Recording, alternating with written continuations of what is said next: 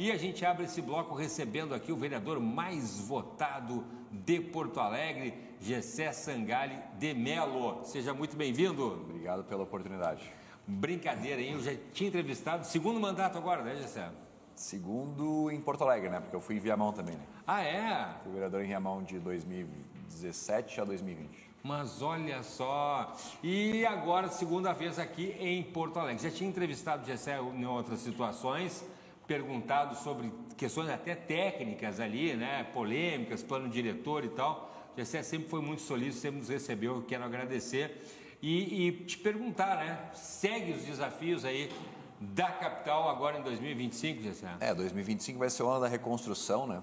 E ao mesmo tempo que vai ser feita a reconstrução, vai ser o momento da discussão do plano diretor, que vai nortear o desenvolvimento da cidade pelas próximas décadas.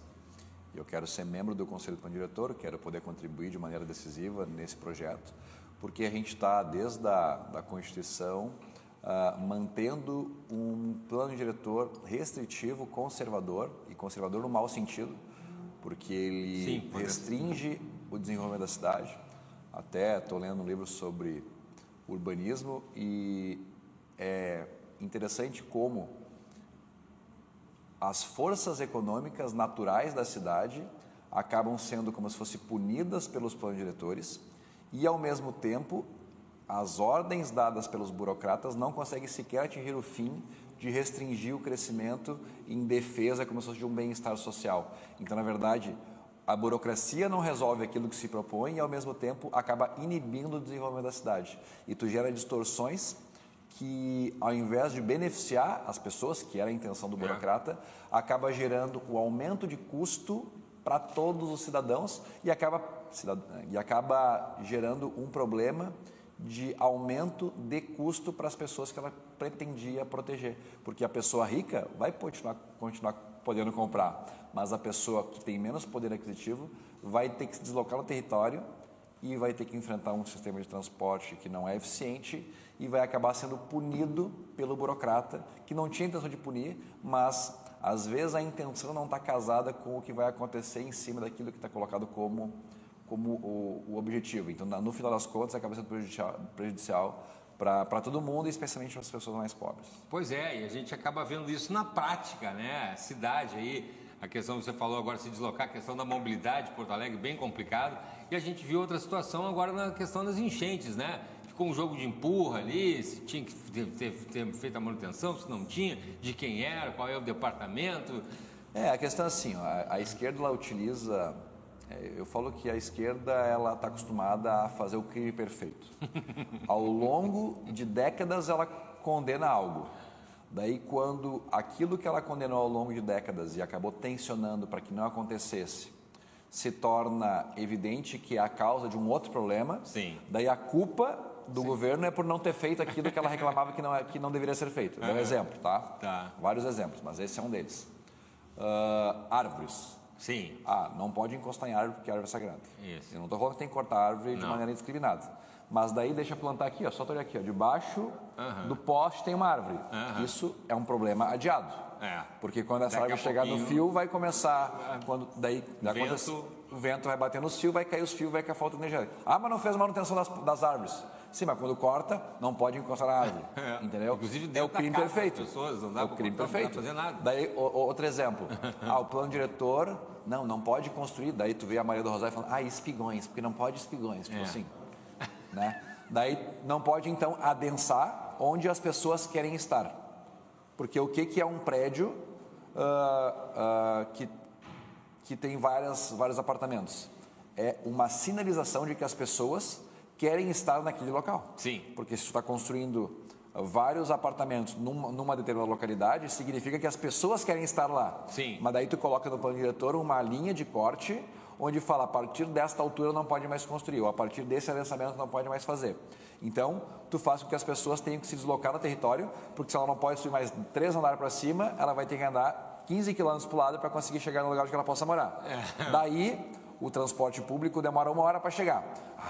Mas não investe em transporte público? Sim, tu proibiu a pessoa de morar na esquina de onde ela vai trabalhar?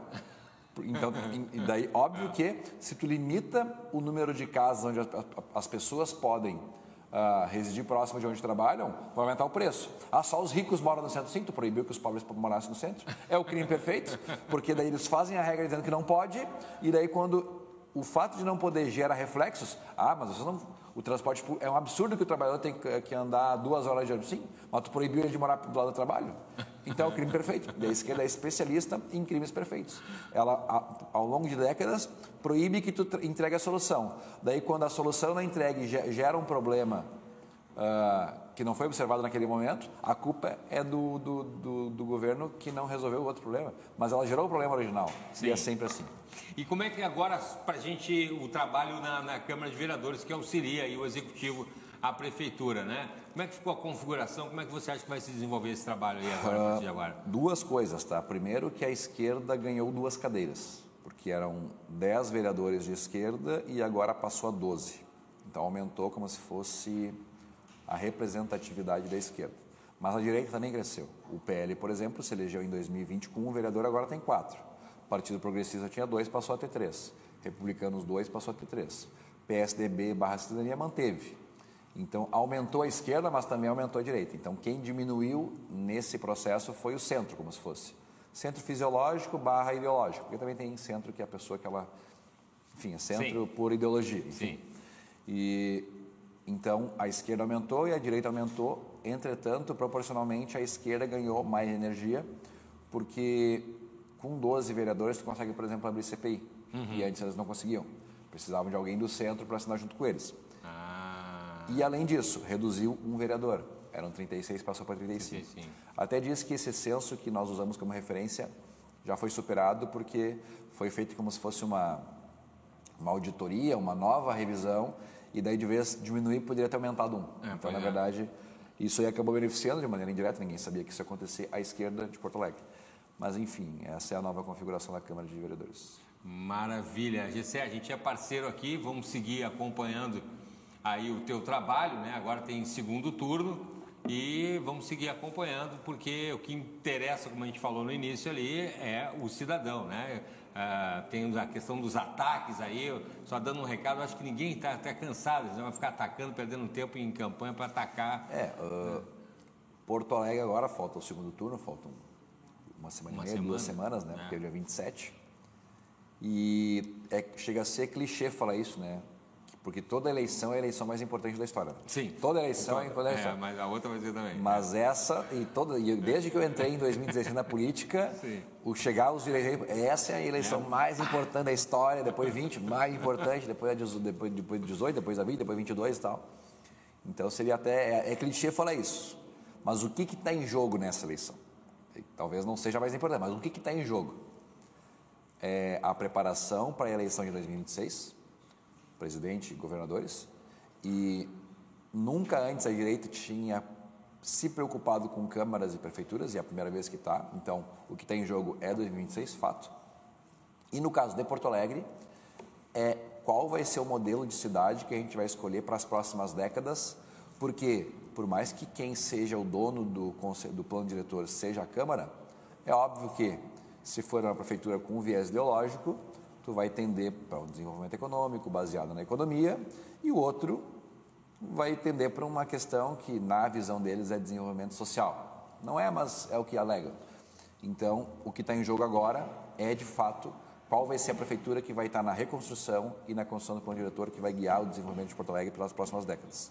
Então, é isso que está em jogo agora em 2024. Gessé Sangalli, mais uma vez, obrigado pela participação. Tamo junto. Somos parceiros, a casa é tua, vamos seguir acompanhando o trabalho aí da nossa Câmara Municipal. Valeu.